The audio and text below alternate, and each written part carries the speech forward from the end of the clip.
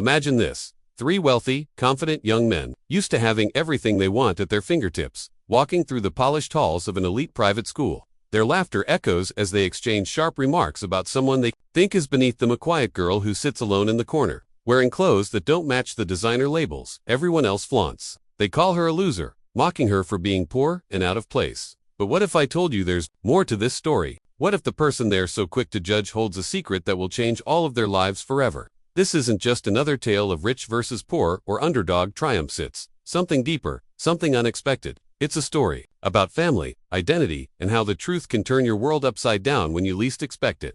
The girl they ridicule without a second thought has no idea who she really is, not yet, anyway. And neither do the brothers, who are too blinded by privilege to see past their own arrogance. This is where our journey begins, with secrets buried deep and emotions simmering just below the surface. Waiting to explode, let me introduce you to the players in this drama.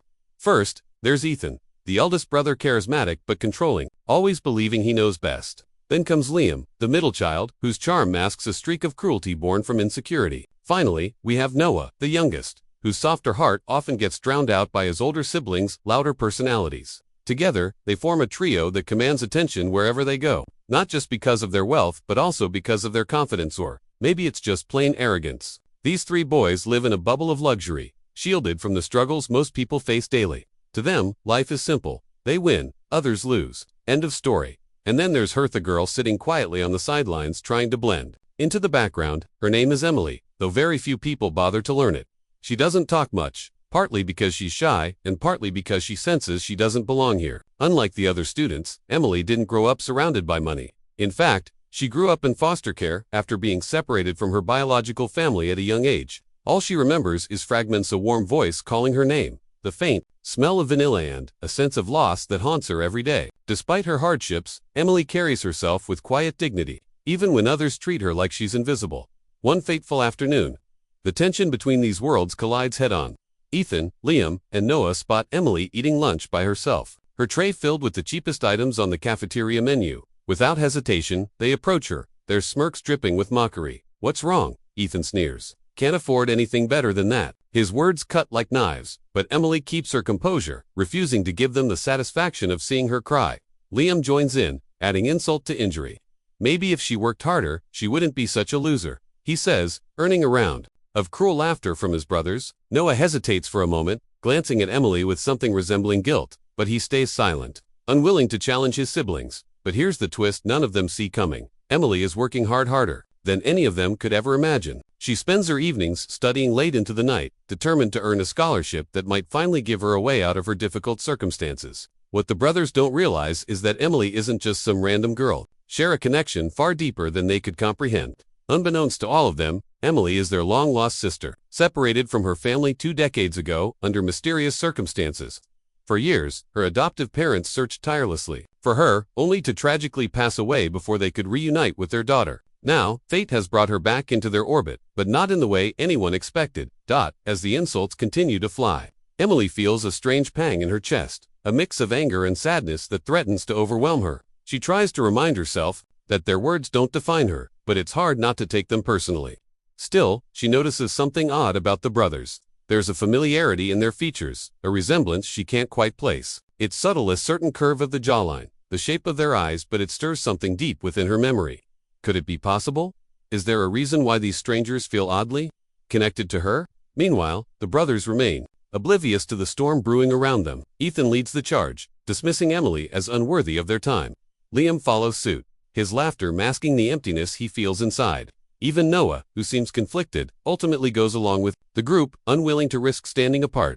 Yet despite their bravado, cracks begin to show in their perfect facade. Each of them carries burdens. They rarely speak of expectations placed on them by their powerful father, fears of failure, doubts about their own worth. Perhaps that's why they lash out at someone like Emily.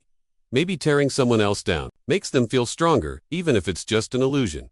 The scene shifts to later that evening, where Emily sits alone in her small apartment, staring at a faded photograph clutched tightly in her hand. It's the only picture she has of her birth family, taken before she disappeared. As she studies the faces frozen in time, she notices something startling. The man standing beside her mother looks strikingly similar to Ethan. Her heart races as pieces of the puzzle start falling into place. Could the brothers tormenting her actually be her siblings? If so, why haven't they recognized her?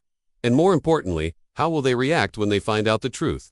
Back at the lavish estate, the brothers call home. Tensions simmer beneath the surface. Their father, a stern and imposing figure, demands nothing less than perfection from his sons. He pushes them relentlessly, reminding them constantly of the legacy they must uphold. But behind closed doors, cracks begin to form. Ethan struggles with the weight of responsibility while Liam battles his inner demons.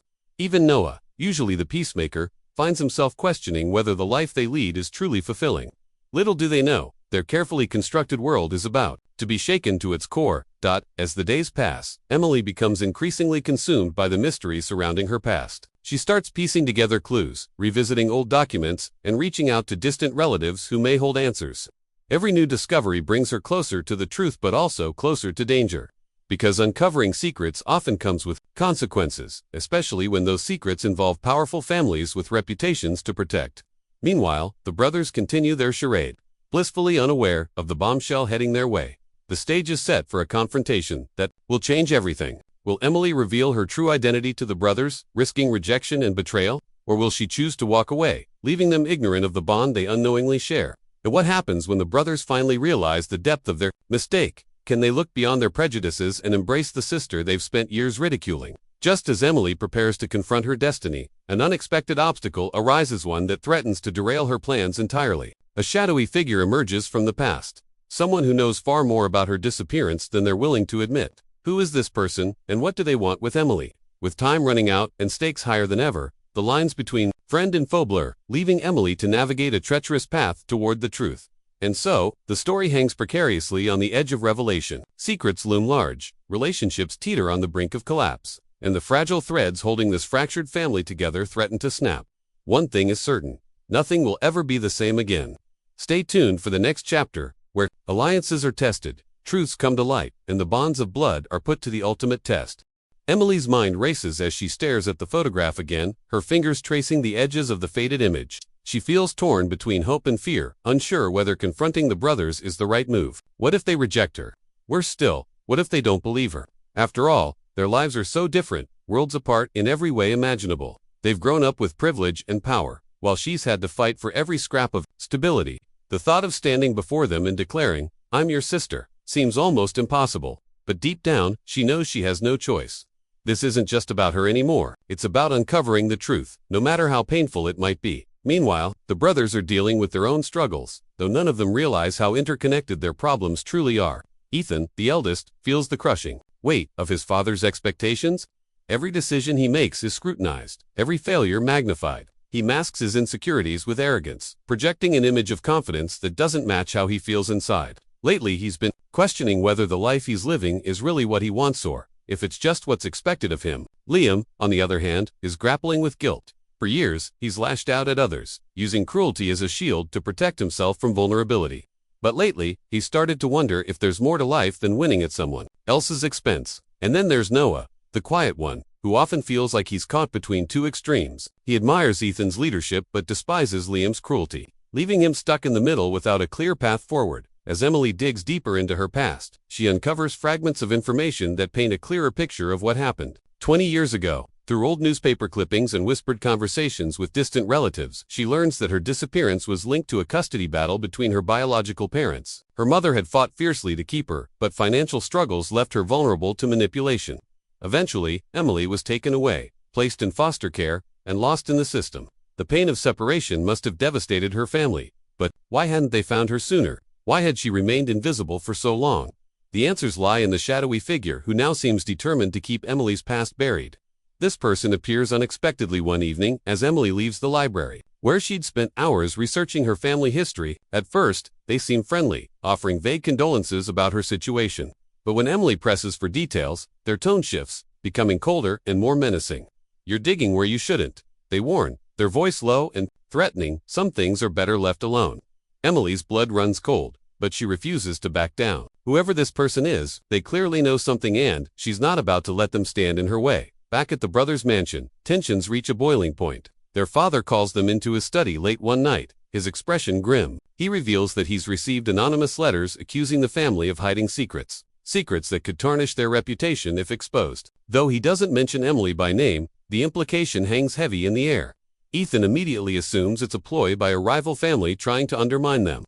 Liam grows defensive, snapping at anyone who suggests they might actually be hiding something. Only Noah seems genuinely concerned, sensing that there's more to the story than meets the eye. Unbeknownst to the brothers, Emily is closer than ever to piecing together the full truth. She discovers a key piece of evidence, a birth certificate bearing her original name, along with addresses that lead directly to their family estate. It's enough to confirm her suspicions once and for all. She realizes she can't delay any longer. She needs to confront them face to face. Summoning every ounce of courage, she decides to attend a charity gala hosted by their family, knowing it's her best chance to get close to them without raising suspicion. The night of the gala arrives, and the atmosphere is electric. The ballroom glitters with opulence, filled with guests dressed in designer gowns and tailored suits. Emily blends into the crowd as best she can, her heart pounding as she watches the brothers from afar.